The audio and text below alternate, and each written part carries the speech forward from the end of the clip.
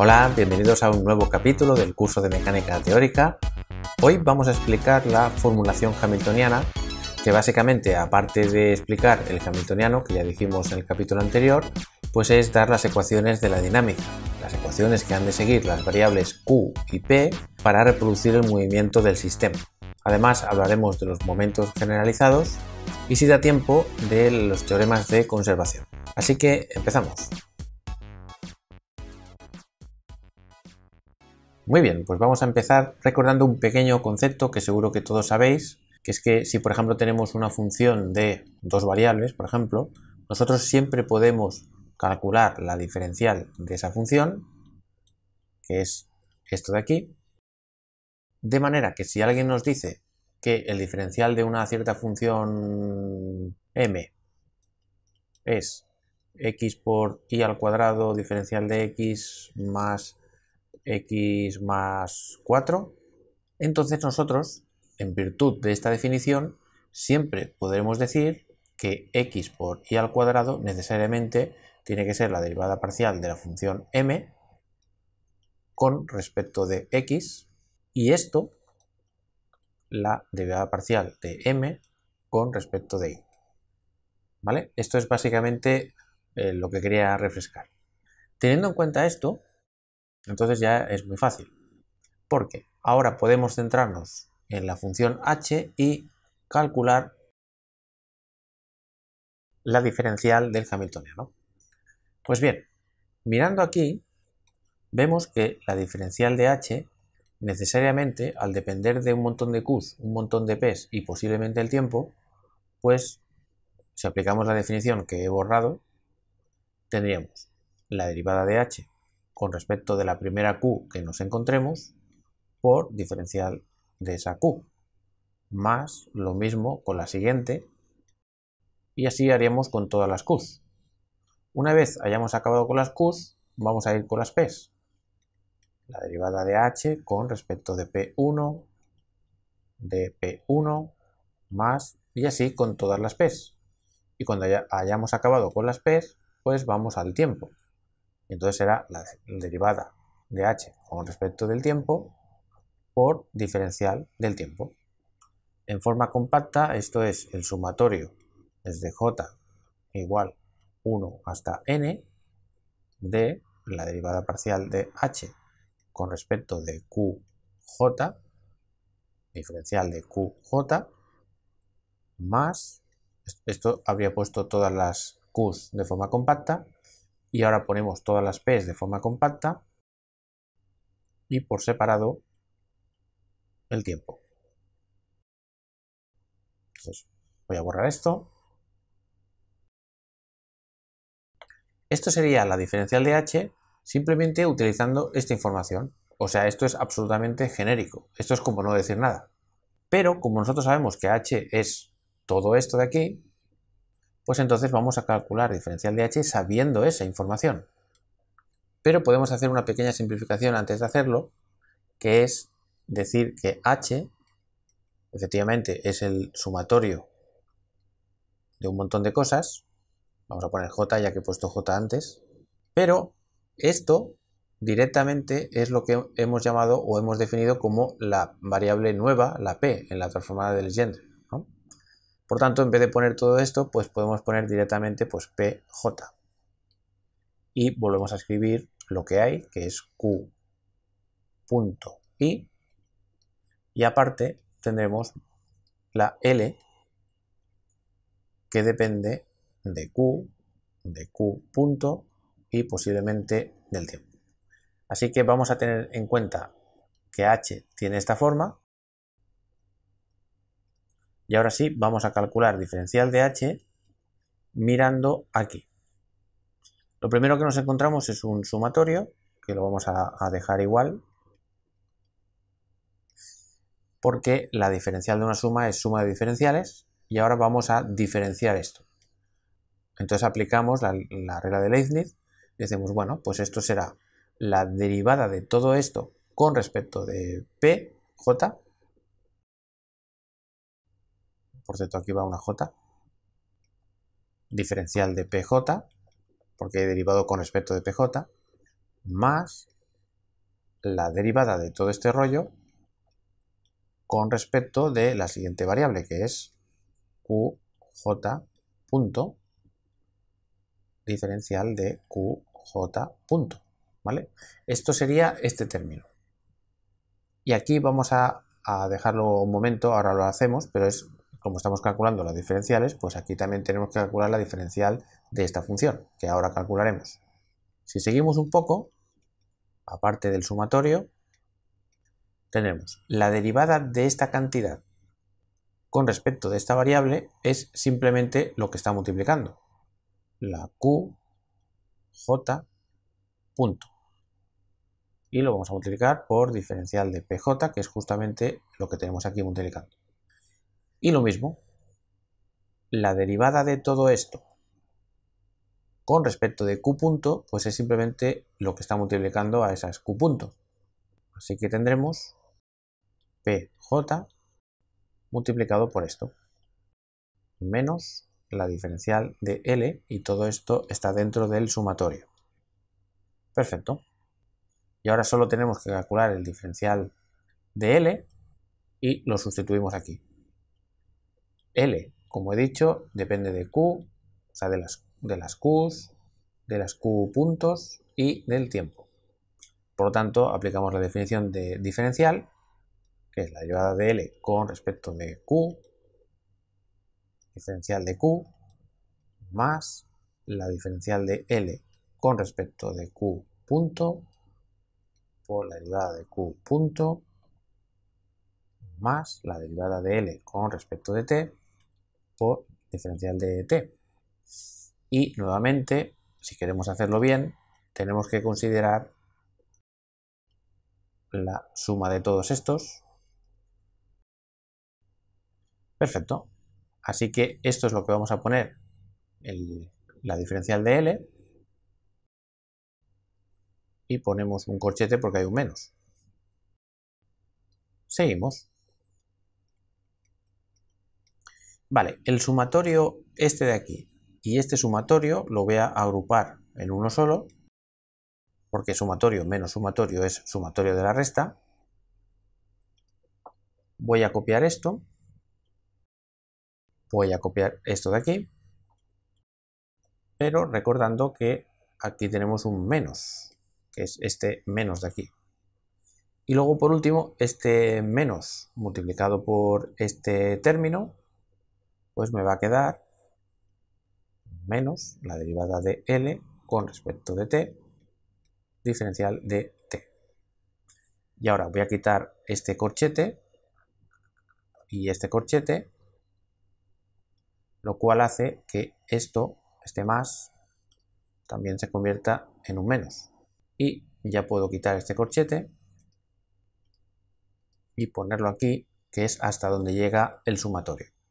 Y ahora recordamos las ecuaciones de Euler-Lagrange, que nos dicen que la derivada de t con respecto de la derivada con respecto de qj punto es igual a la derivada de L con respecto de qj.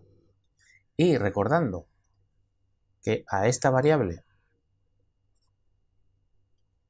le hemos llamado P, entonces la parte, digamos, izquierda de esta ecuación es una manera complicada de poner la derivada de P, o sea, P punto. Y si luego miramos a lo que es igual, pues sacamos la conclusión de que es igual a la derivada de L con respecto de Q. Me falta la J. Así que puedo cambiar esta expresión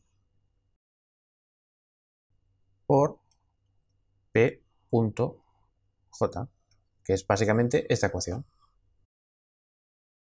Pero además me sirve para tener en cuenta que esto es también precisamente P.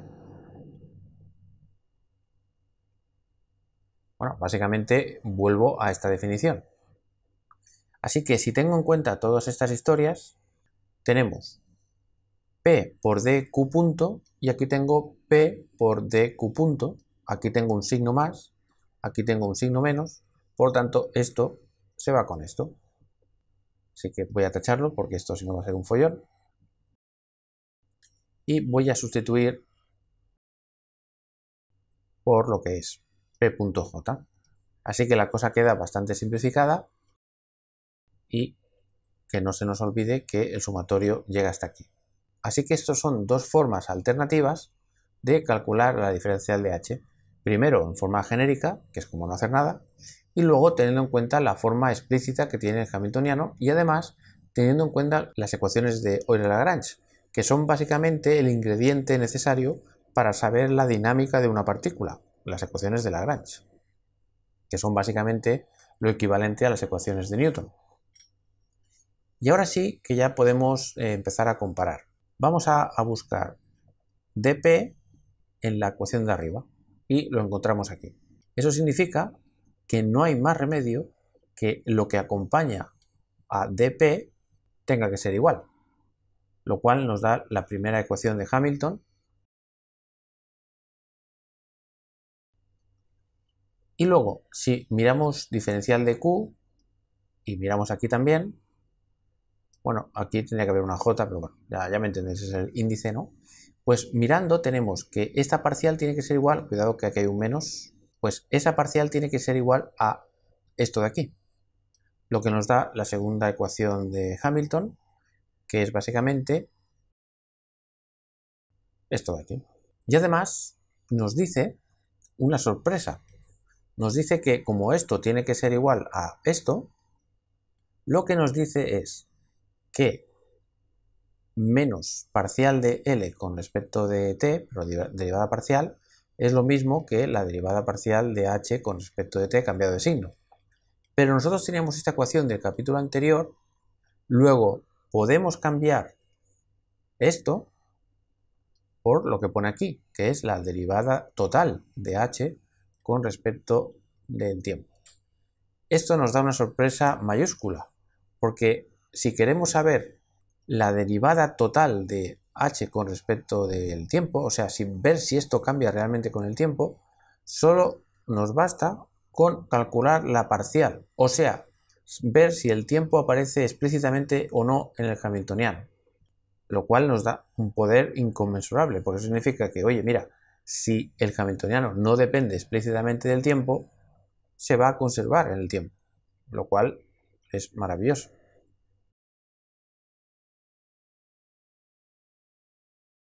Y antes de entrar en más materia, dejadme haceros una reflexión importante. Uno, cuando tenga que estudiar un problema concreto, se puede preguntar, oye, pero entonces ¿qué lo hago? ¿Con la formulación lagrangiana o con la hamiltoniana? La respuesta es muy clara, la lagrangiana, que es mucho más directo y más fácil a la hora de resolver las ecuaciones. Ahora bien, entonces, ¿por qué estoy yo diciendo todo el rato que las ecuaciones o la formulación hamiltoniana es muy potente? Es potente si lo que quieres es profundizar en la estructura de la mecánica y extenderlo a otras teorías, por ejemplo, la mecánica cuántica o la teoría cuántica de campos y tal. Las primeras personas que iniciaron la aventura o la revolución cuántica empezaron por la formulación hamiltoniana, también la de Jacobi, pero bueno, ya hablaremos de eso. Y eso es precisamente porque esto, aunque no lo parezca, y de momento es normal que no lo parezca, nos da una potencia tremenda para entender qué hay detrás de todo esto, qué estructura matemática, qué principios, qué simetrías, ¿no? Entonces, por ejemplo, si estás viendo tú esto, que eres ingeniero, pues probablemente te salga más a cuenta la formulación lagrangiana. Pero si eres físico teórico o aspiras a serlo, tienes que tener un conocimiento fuerte de las ecuaciones y de la formulación hamiltoniana para más adelante. Muy bien, vamos a hacer un pequeño ejemplo para que veáis cómo va esto. Vamos a imaginarnos que tenemos un palito de masa despreciable con una pelotita por aquí que se puede deslizar libremente sin fricción y imaginamos que esto está rotando con un cierto ángulo θ, de manera que θ está girando siguiendo esta ecuación. Es decir, que va rotando automáticamente a una cierta velocidad angular omega fija, ¿vale? Omega es constante. Entonces, x es igual a, si llamo a r a esta distancia, desde el origen hasta donde está la partícula, pues será r coseno de θ, la i es r seno de teta, pero como teta depende del tiempo, pues lo voy a poner directamente r coseno de omega t y r seno de omega t. Perfecto. La velocidad x va a ser la derivada del primero por el segundo sin derivar, más el primero tal cual por la derivada del segundo, que será menos omega seno omega t, y la velocidad vertical va a ser r punto seno de omega t más r coseno omega t por omega más. Y si hacemos x punto al cuadrado más y punto al cuadrado, tendremos este señor al cuadrado, que es básicamente la primera componente, y la otra componente al cuadrado también. Entonces, cuadrado del primero más cuadrado del segundo menos 2 veces r punto omega r punto r omega coseno seno, y aquí tendremos pues algo parecido, cuadrado del primero, cuadrado del segundo, más 2 veces r punto r omega coseno seno. Esto se va a ir con esto, y aquí tenemos coseno al cuadrado, seno al cuadrado, que factor común me va a quedar r punto al cuadrado, y aquí tenemos un seno al cuadrado y un coseno al cuadrado con el mismo factor, por lo tanto lo saco factor común, y coseno al cuadrado más seno al cuadrado 1. Así que entonces tenemos que nuestro lagrangiano pues va a ser la energía cinética, que será la masa dividido entre 2 por la velocidad al cuadrado, que es esta de aquí, y si queremos ponerle gravedad, que tira hacia abajo, por ejemplo, pues le ponemos menos la energía potencial, que será mg I, pero la I es esto, por lo tanto ponemos R seno omega t. Muy bien, ya tenemos nuestro lagrangiano y vamos a construir el hamiltoniano. Primero vamos a calcular P. Aquí fijaos que tenemos de variables simplemente, así que aquí de coordenadas generalizadas solo tenemos R, el tiempo no es ninguna coordenada generalizada, aquí tenemos R, no tenemos ninguna omega ni nada, por lo tanto solo hay una P, podemos llamarla si queréis PR, para recordarnos que estamos hablando de la R, y se define como la fórmula que tenemos aquí, que es la derivada de L con respecto de, en este caso, R punto, nuestra coordenada generalizada punto. Entonces tenemos m medios 2r punto, hecho esto, y r punto no está en ningún sitio más, por lo tanto mr punto. Así que el hamiltoniano va a ser el sumatorio, pero como solo hay una partícula, pues no hay sumatorio, de las parciales estas, que van a ser, en este caso, la PR, multiplicado por R punto, menos el lagrangiano. Lagrangiano sería todo esto, m medios R punto al cuadrado, más m medios R al cuadrado omega al cuadrado, menos mgr seno de omega t, y tenemos que tener en cuenta lo que ya hicimos hace 2 capítulos con la transformada de Legendre, que tenemos que despejar la variable antigua, que es r punto, en función de la variable nueva, que es p. Por tanto, pr entre m. Así que, si hacemos eso, tendremos pr, r punto es pr entre m, tenemos menos m medios, y en vez de r punto ponemos pr entre m, y elevado al cuadrado, menos m medios r al cuadrado omega al cuadrado, más mgr seno de omega t. Y aquí tendremos p al cuadrado partido m, y aquí tenemos p al cuadrado partido 2m, o sea que sumado da pr al cuadrado partido 2m, y esto exactamente igual. Y por cierto, ya que estamos, esto no es la energía, porque fijaos que la energía tiene la energía cinética, o debería tener la energía cinética T, y debería tener la energía potencial sumando T más V, ¿no? Y efectivamente, aquí la V es correcta, pero fijaos que esto no es T, porque la T tiene aquí un más, mientras que aquí tiene un menos, por tanto no lo es. ¿Vale? Por tanto, este hamiltoniano no es la energía. Entonces, si queremos saber las ecuaciones de movimiento, bueno, dejadme borrar un poco. Vamos a las ecuaciones de Hamilton y nos dice que vamos primero a la de arriba. En nuestro caso la variable generalizada es r, por tanto r punto igual a la derivada del hamiltoniano con respecto del momento generalizado. Fijaos que no le he puesto r para no escribir tanto.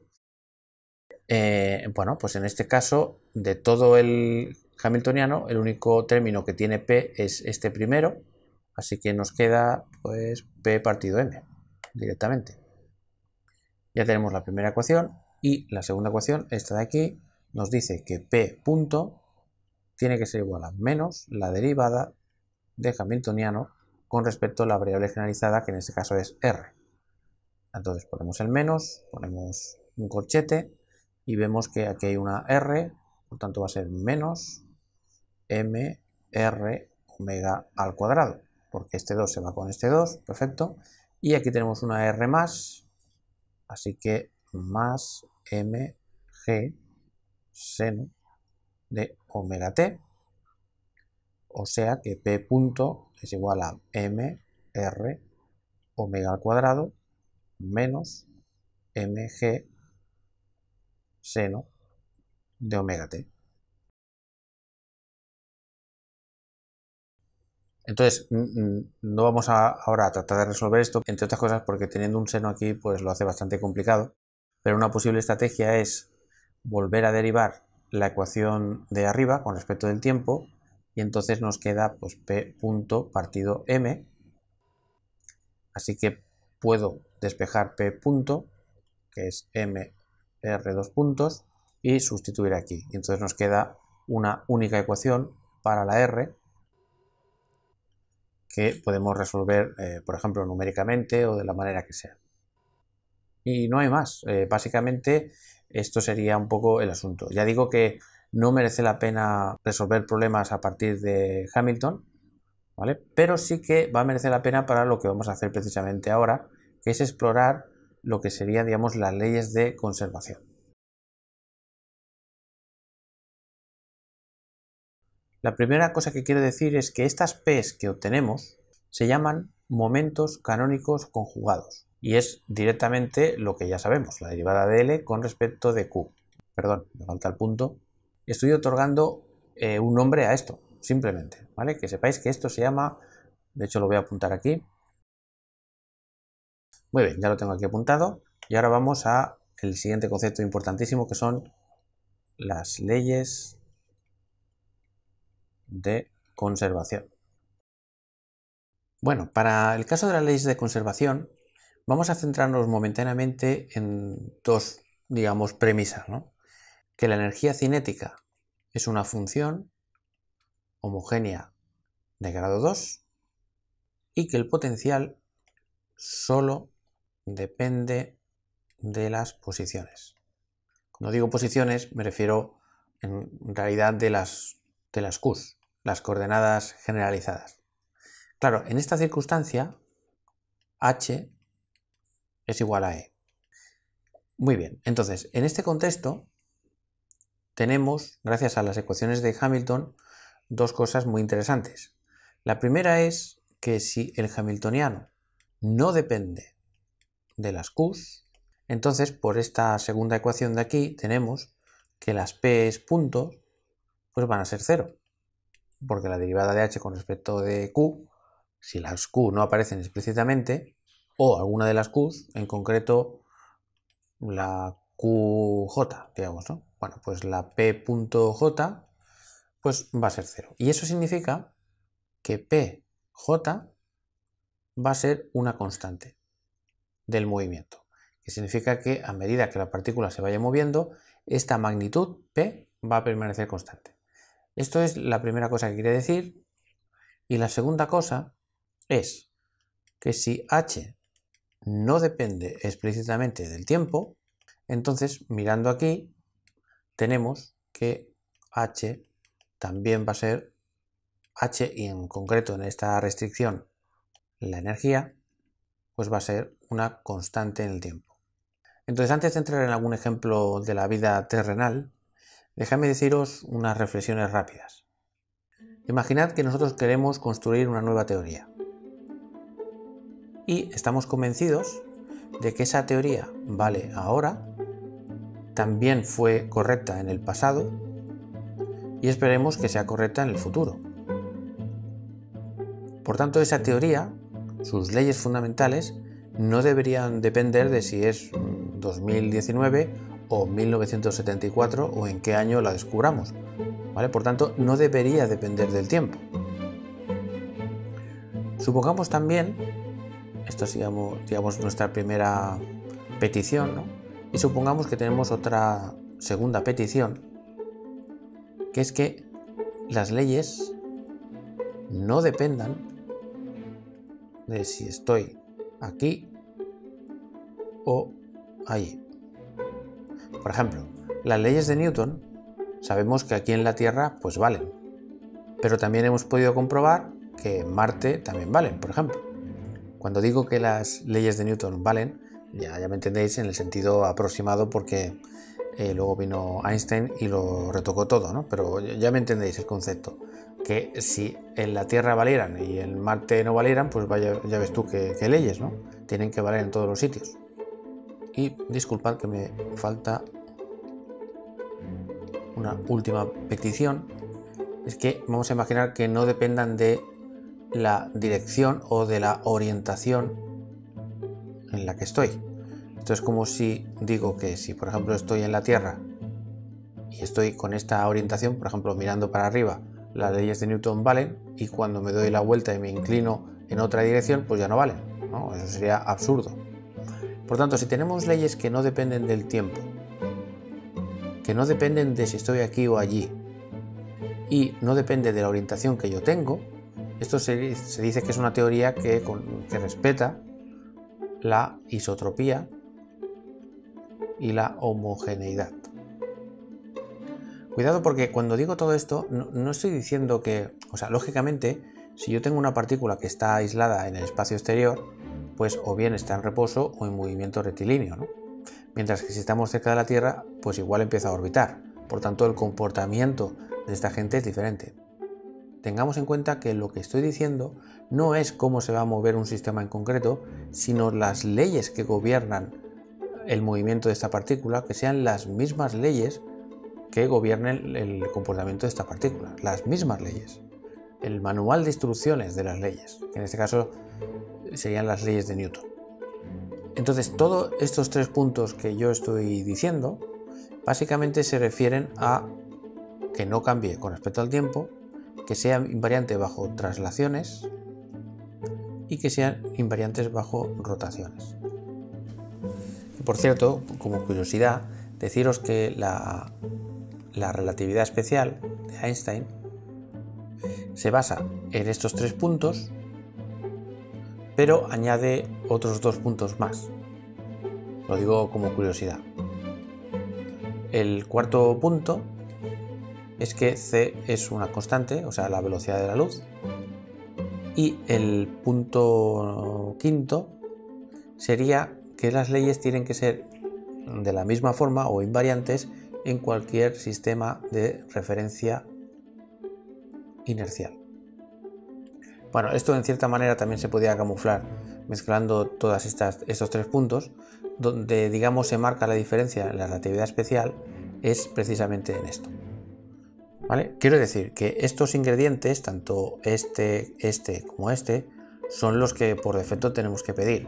Y luego, según los postulados que añadamos, pues construimos una teoría nueva, digamos, ¿no? Y además, todas las nuevas teorías que podamos construir, en los límites adecuados, tienen que reproducir lo que ya conocemos. Y una de las cosas que hizo Einstein cuando formuló la teoría de la relatividad especial y también la de la general fue hacer los límites adecuados para obtener de forma aproximada las leyes de Newton. Claro. Es decir, que el tema de las leyes de conservación y más adelante veremos también las leyes de la simetría y el teorema de Nether son conceptos muy profundos que nos ayudan no solo a entender nuestras teorías que tenemos actualmente, sino a la hora de explorar nuevas teorías, vamos.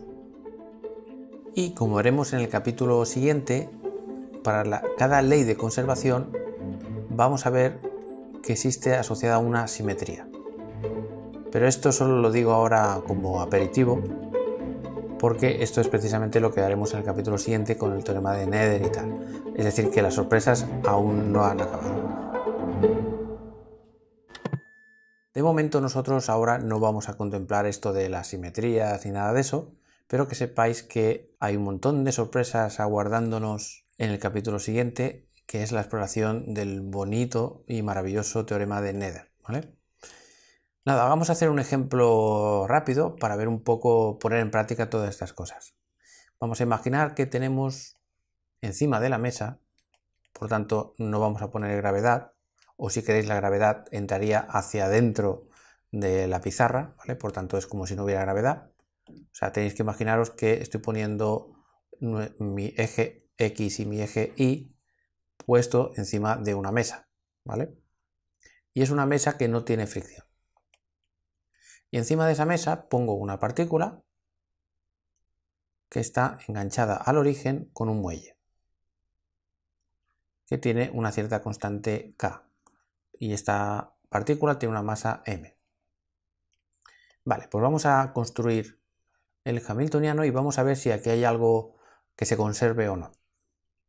Entonces, si llevamos a este ángulo phi, podemos, para calcular la energía cinética, utilizar la fórmula que hicimos en el capítulo anterior, que es masa partido 2, y si lo hacemos en coordenadas esféricas y obligando a que el ángulo sea pi medios, y por tanto que la velocidad θ sea 0, pues entonces recuperamos nuestra fórmula de la energía cinética, que es r al cuadrado más r al cuadrado phi punto al cuadrado. ¿Vale? Esto, insisto que si no os acordáis podéis mirar el capítulo anterior para poder ver que es un caso especial de la energía cinética en coordenadas esféricas.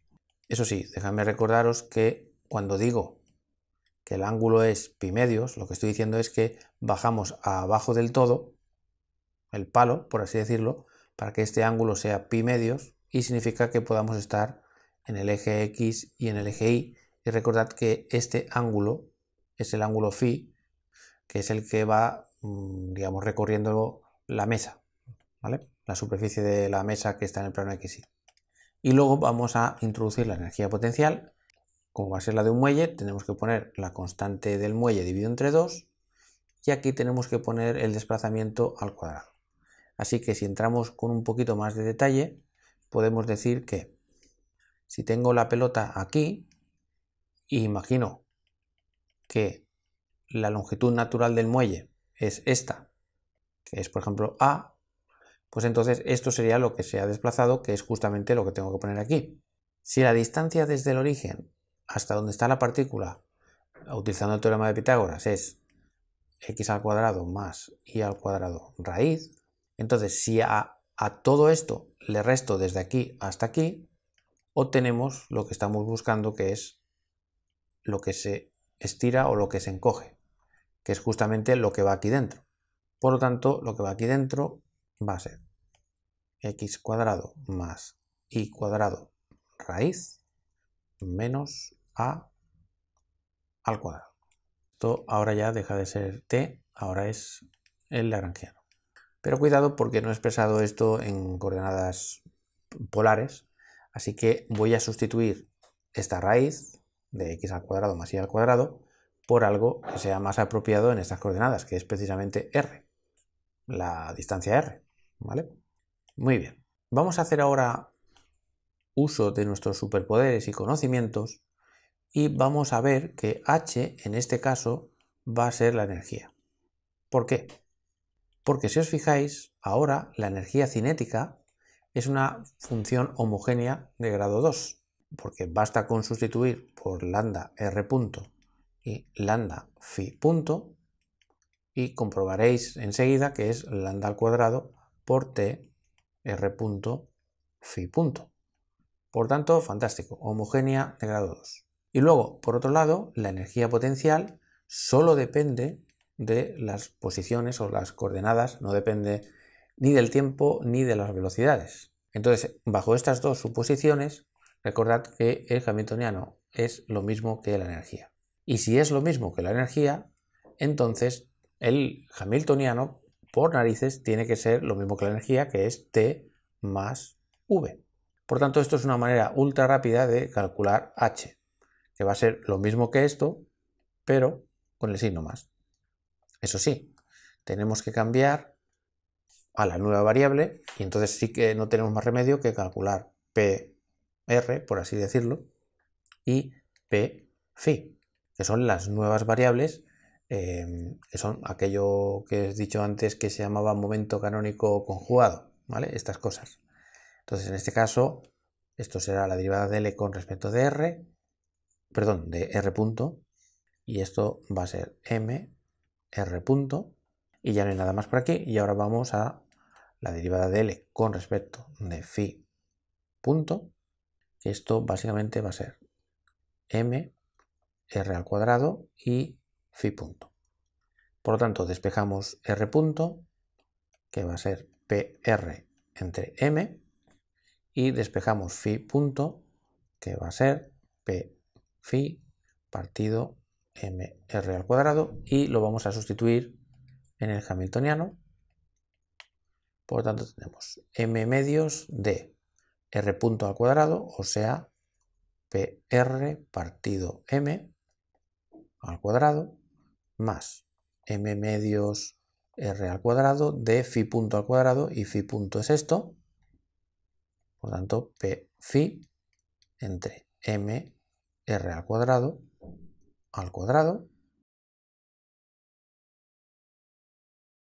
He dejado la definición de PR y Pφ aquí, y ahora tenemos la energía potencial, que es R menos A al cuadrado. Perfecto, vamos a simplificar un poco.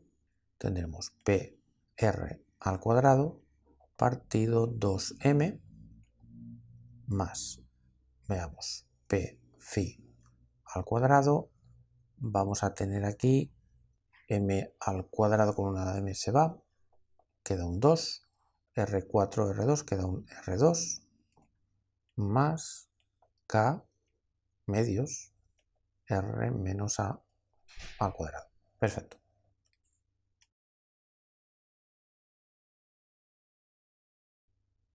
¿Qué se conserva aquí?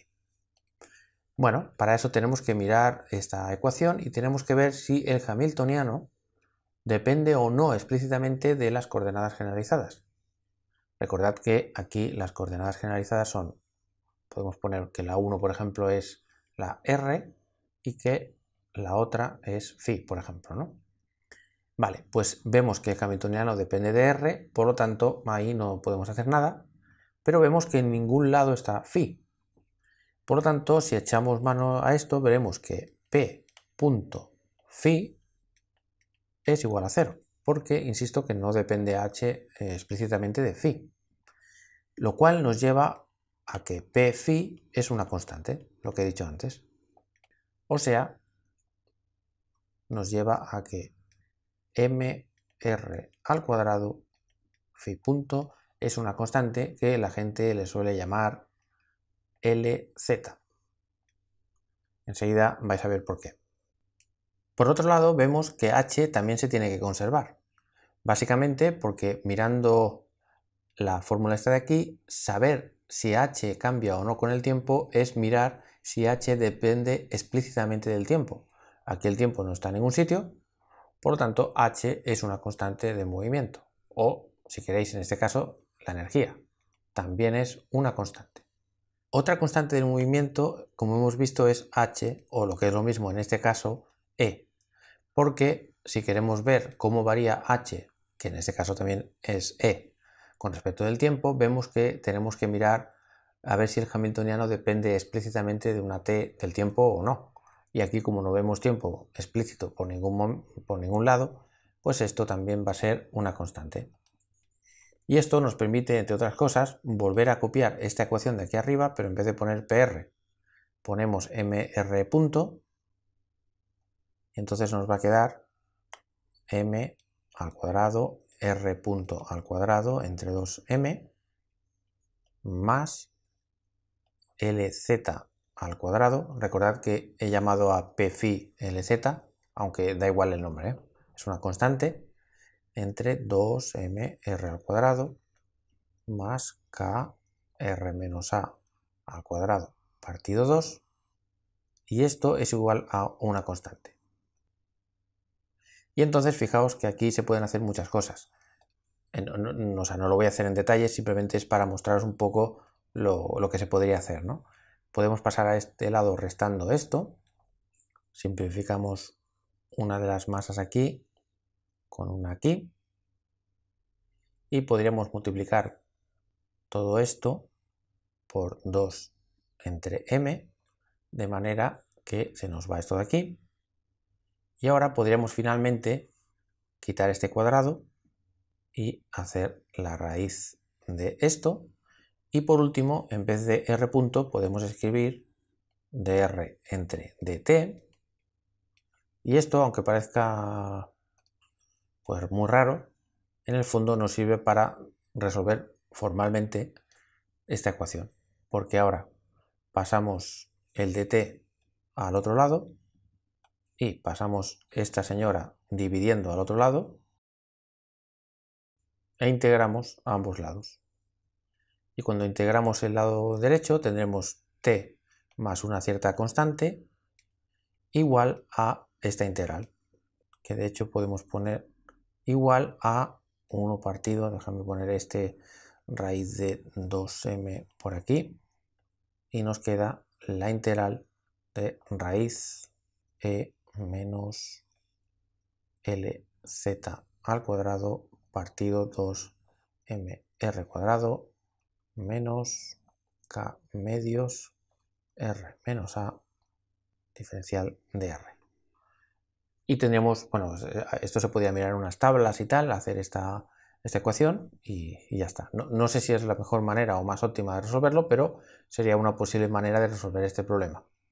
¿Vale? Pero básicamente lo que he querido hacer con esto no es, venga, vamos a resolver el problema, no, sino mostraros que el hecho de que esto sea una constante y de que p phi, que le he llamado lz, sea una constante, permite resolver ni que sea formalmente el problema. Si no tuviéramos esas constantes, todo sería bastante más complicado. Bueno, pues quiero acabar este capítulo diciendo un pequeño spoiler, que es el siguiente. Nosotros en este caso hemos tenido varias leyes de conservación. Vamos a fijarnos un momento en una de ellas, que es que p phi es una constante, o lo que es lo mismo que la componente z del momento angular, que no he demostrado por qué es así, ya lo haré en el capítulo siguiente, bueno, pues que es una constante. Pues lo que veremos en el capítulo siguiente es que cuando hay una ley de conservación, es decir, algo se está conservando, significa que existe una simetría. Y bueno, permitidme llamarle simetría continua. Ya os explicaré lo que significa una simetría continua. Y esto se lo debemos a la gran mujer matemática, y el teorema de Nether es una de las cosas más importantes de física teórica. Así que, si no pasa nada raro, el capítulo siguiente vamos a hablar de el teorema de Nether con todo lujo de detalles, y que va a ser muy importante no solo en la asignatura de mecánica teórica, sino también en relatividad general y sobre todo en teoría cuántica de campos. Así que nos vemos en el capítulo siguiente, espero que hayáis pasado un rato divertido y hasta pronto. Gracias por ver el vídeo.